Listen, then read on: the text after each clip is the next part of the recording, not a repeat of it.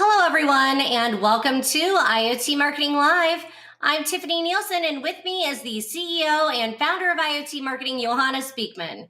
How are you doing today, Johannes? I'm doing great, Tiffany. How are you? Fantastic. And before we begin, I just want to wish everyone a very happy new year, and we hope that your holidays were amazing. And we're truly excited for all of the events that we have planned in 2024. And with that in mind, our first story is on CES, the Consumer Electronics Show, which returned to Las Vegas January 9th to the 12th. And when most people think of CES, they think of electronics for consumers and gadgets, but they don't exactly think of US senators, FCC commissioners, and other officials that are going to be headlining policy discussions in Las Vegas. According to TD Technology, the Consumer Technology Association, the CTA, has announced that the upcoming CES 2024 will include U.S. senators, FCC commissioners, and other senior government officials discussing a host of policies. On Friday, January 12th, the CES program will feature U.S. Senators Jackie Rosen, Ben Ray Lujan, and Cynthia Lummis, discussing the status of and outlook for key legislation affecting technology companies and American consumers. In addition, FDA Commissioner Robert Califf, FCC Commissioners Brendan Carr and Anna Gomez, and FTC Commissioner Rebecca Slaughter will participate in the Conversation with the Commissioner session, a series of one-on-one conversations beginning on Wednesday. Are you looking forward to attending CES this year, Johannes? Oh, absolutely, Tiffany. And to show you that the CES is back from the pandemic, let me give you just two numbers, 130K or 130,000 attendees and 4K or 4,000 exhibitors. So having said that, I do have a question for you. Do you think we'll hear more about AI at CES? Well, how could we not? It seems to be at the forefront of every conversation, whether that's talking about generative AI or AIoT. It seems everything's going that general direction. So absolutely, Johannes, without question. So yes, it's be prepared for a tsunami of AI applications, Tiffany, and be ready for the usual avalanche of announcements of innovative products and technologies. Some of the major announcements expected at CES 2024 include product announcements from, and I'm just naming a few, AMD, LG, NVIDIA, and Qualcomm. And I would like to highlight that the CEO of Walmart will, in his keynote session, will explore the continuing digital transformation in retail. And there's so much happening at CES. I'm always and also looking forward to the IoT Pavilion, looking forward to meet old friends, and also looking forward to the space technology exhibit at CES. And to give you just one example, I definitely would like to learn more about Siemens's space balloon travel and tourism experience. Now, to circle back to the participation of government officials, and you mentioned a few already, but I'd like to highlight that over 160 international, federal, state, and local government officials will participate in the CES, and you'll see them at the Leaders in Technology program and the IPS Innovation, and you'll see them at the Innovation Policy Summit at the CES. Furthermore, another highlight, the Human Security for All, HS4A campaign, which is a global campaign led by the United Nations Trust Fund for Human Security, will also return to CES 2024. HS4A will host two Great Minds sessions at the CES. So it's going to be a great CES with lots of keynotes, meetings, announcements, and exhibitors. Thanks, Johannes. And I also hear that Walmart is going to have a very big ride exhibit out in front of CES. So something else to look forward to at the show. And next, let's talk about another event. The GSMA hails groundbreaking spectrum decisions at WRC 23. The World Radio Communications Conference of 2023, the WRC 23, wrapped up its week-long meeting in Dubai, emerging with a global consensus on the harmonization of spectrum bands for mobile services, as well as regulations for high-altitude platform stations and spectrum for evolving satellite operations.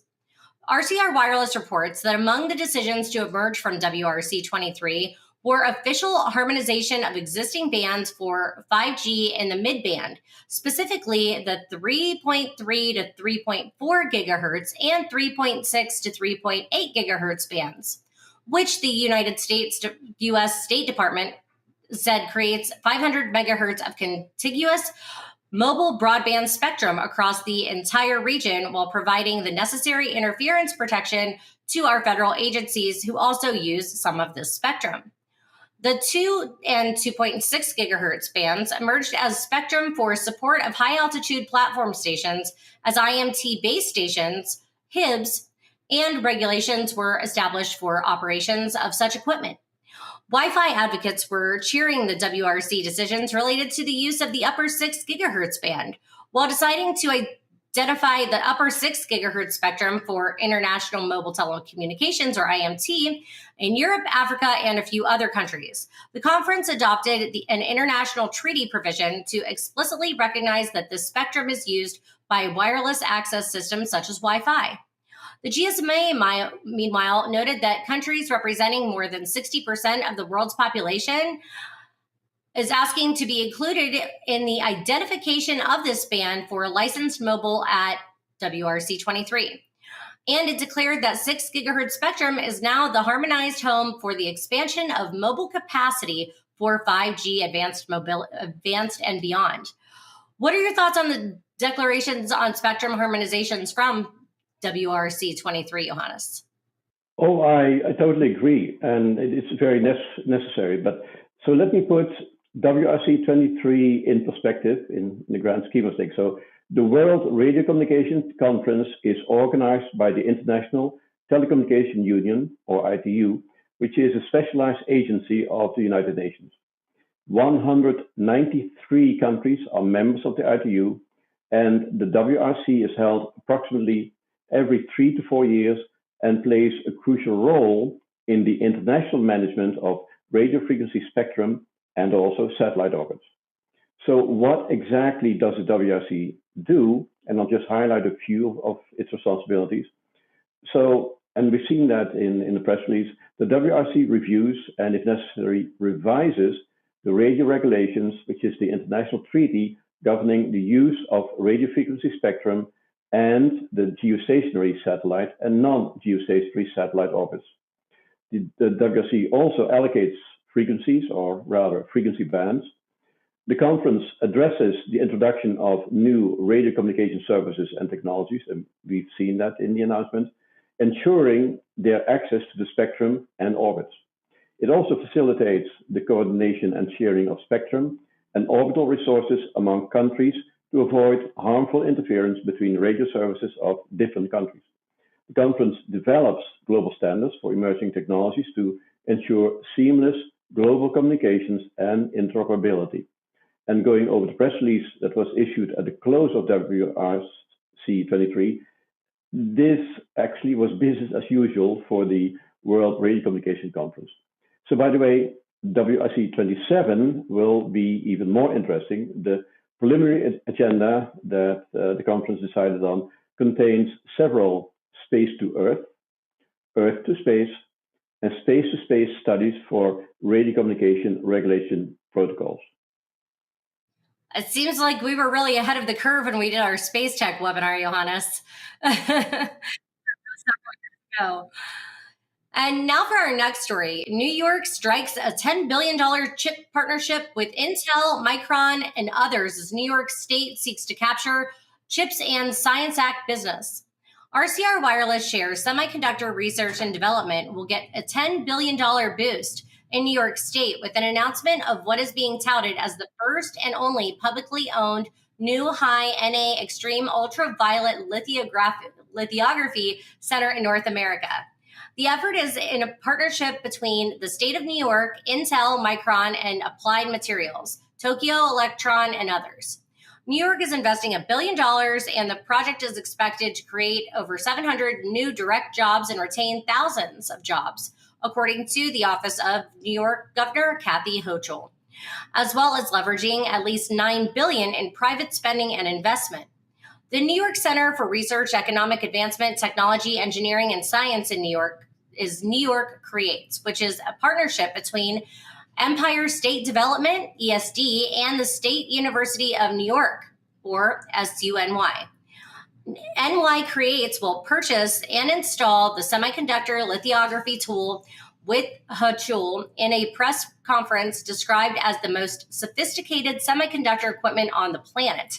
New York's investment will also fund the building of the NanoFab Reflection, a new building with more than 50,000 square feet of clean room space.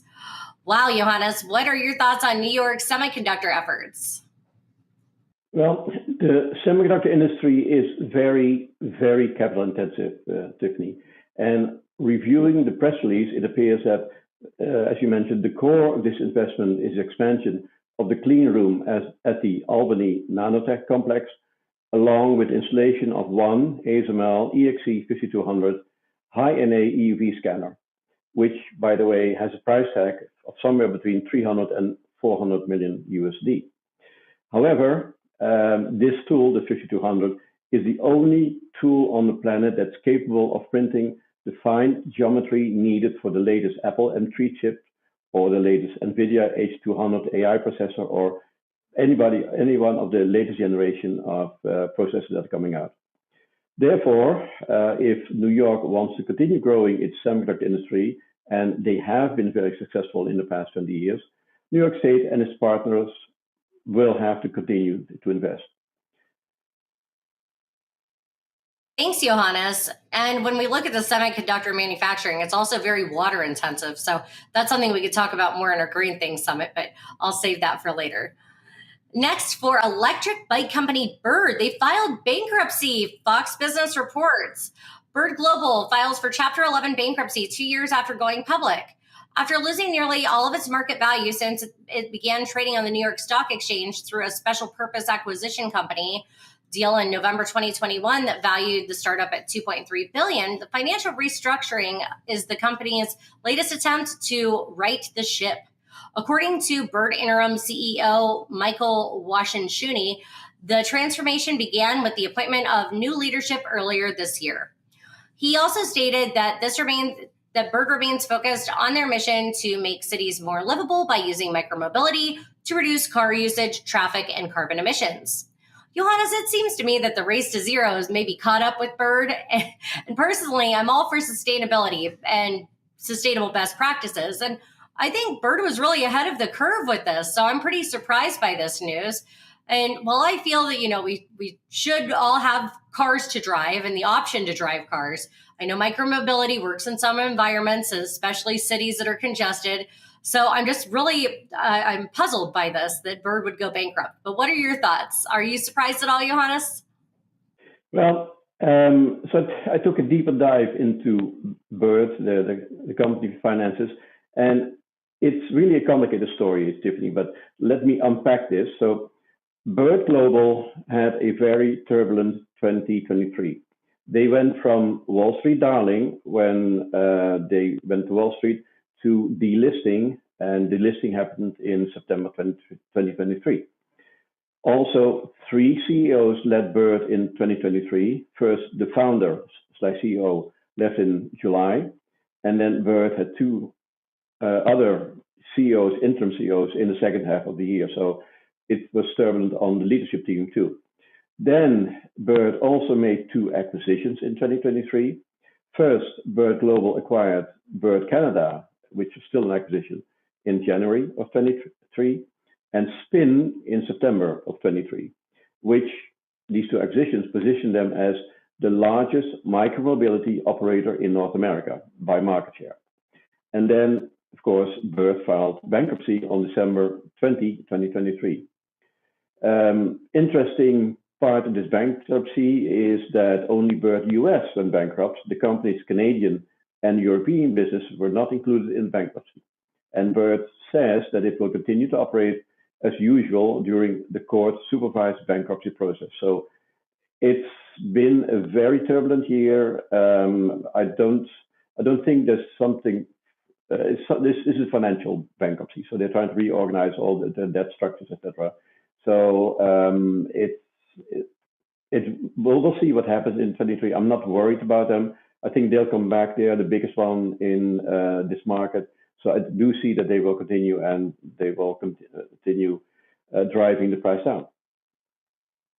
So now looking at the market, because that's the other aspect of this, the scooter rental and micromobility markets are fragmented. So we should expect consolidation as what we've seen with Bird. However, according to several market research reports, the scooter rental market is expected to show a healthy compound annual growth rate of between 13 and 20% over the next 5 years. So the scooter rental market is a challenging market, but which market isn't? But it's still a fast-growing market. Thanks, Johannes. And speaking of bankruptcy, FTX files reorganization plan to end bankruptcy. This is another Fox Business story that I couldn't resist sharing after the success of our Smart Money 4.0 webinar. And if you want to catch that, you can catch that on demand, and you can find out more about that at iotmktg.com. And FTX filed an amended reorganization plan over the weekend, providing a framework for ending bankruptcy and returning money to investors and customers. Apparently, the failed cryptocurrency exchange is proposing to value the firm's assets at the date of its bankruptcy. This move may make creditors cringe, given the price of Bitcoin has more than doubled value since the time of bankruptcy filing on November 11, 2022. FTX creditors are to vote next year on whether to approve the bankruptcy plan. The latest proposal did not reveal whether FTX plans to resume operations after its bankruptcy. That and other key details are expected in future filings, including how much creditors can expect to receive back. I find this article very interesting, and I feel like I should just grab a tub of popcorn to watch this all unfold. It seems like a movie plot. But what are your thoughts, Johannes? So, well, my take on this is that after 13 months of bankruptcy, FTX filed its latest proposal to exit bankruptcy with a new Delaware court. The plan is, as you mentioned, is expected to encounter opposition from various creditor groups until it receives court approval. So likely we can expect that it will be modified. And the hearing date to discuss the plan is scheduled somewhere in this year, 2023. Now, on top of that, last week, the Wall Street Journal published an article with the headline, FTX says it is owed billions, has filed about a dozen lawsuits to realize its claims. The Wall Street Journal also mentioned that FTX has indicated the possibility of more litigation in its second year of restructuring. So I don't think one type of popcorn is going to cut it, Tiffani. You'll need more, so to be continued.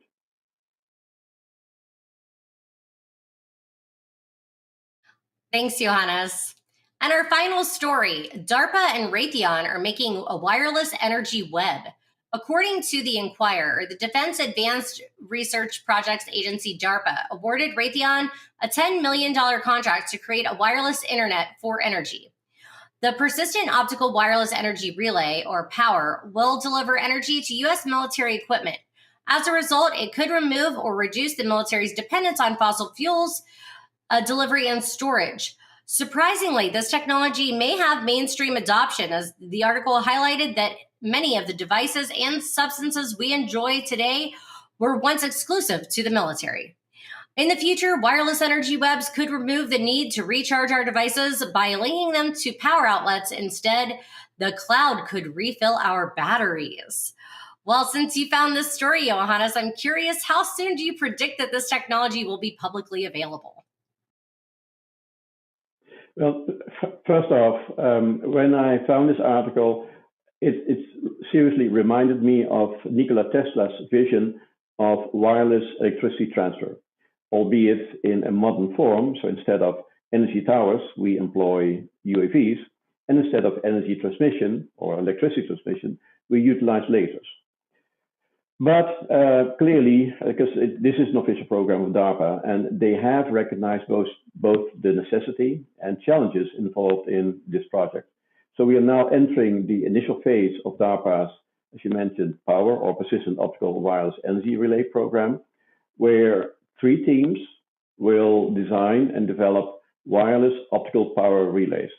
The program's objectives include demonstrating the key components required for a resilient, speed-of-light energy network.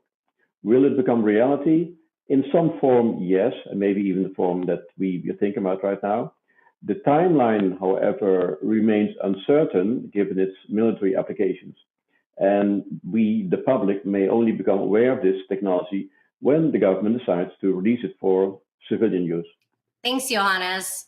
And that just about wraps things up for today.